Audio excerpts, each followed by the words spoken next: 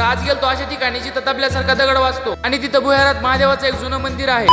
राम राम मित्रांनो, आजचा vlog college सुटल्यावर चालू केला बघा, कारण आम्हाला आज जायचं होतं एका प्राचीन ठिकाणी। काय मी आणि माझे दोन मित्र निघालतो। माझ्या मित्रांचं तुम्हाला माहित आहे, पण खूप लागत होतं म्हणून माझा मित्र मला म्हणला मी नाही गाडी चालवणार। तसंच कस तरी गुलून बसवलं बघा त्याला गाडी चालवायला। काय पहिल्यांदा आलो बघा आपल्या ह्या दासोपंत स्वामींच्या समाधीपाशी, आणि इथं पण काही जुन्या काळातले कुंड आणि खूप सारे मंदिर आहेत, जे की शेकडो वर्ष जुने, प्राचीन आणि खूप रहस्यमय आहेत बघा। जे अंबाजोगाईकर आहेत त्यांना या मंदिराविषयी सगळं माहित आहे, पण जे लांबून आहेत त्यांना मी थोडा सांगायचा प्रयत्न करत आहे। आलो बघा इथल्या एका छोट्याशा मंदिरात, जे की महादेवाचं मंदिर आहे आणि एक दोन परस खाली ते जमिनीत बांधलेले आहे। तर पाया तर पडलो नाही बघा, कारण तिथं खाली एक कुत्रं झोपलेलं होतं, नको म्हणलं त्याला डिस्टर्ब करायचं म्हणून दुसऱ्या शिवलिंगाच्या पाया पडून घ्यावं म्हणलं। नंतर निघालो बघा ज्या प्राचीन मंदिराला आम्हाला भेट द्यायची होती तिकडं। आलो बघा या 12 खांबे महादेवाच्या मंदिरापाशी।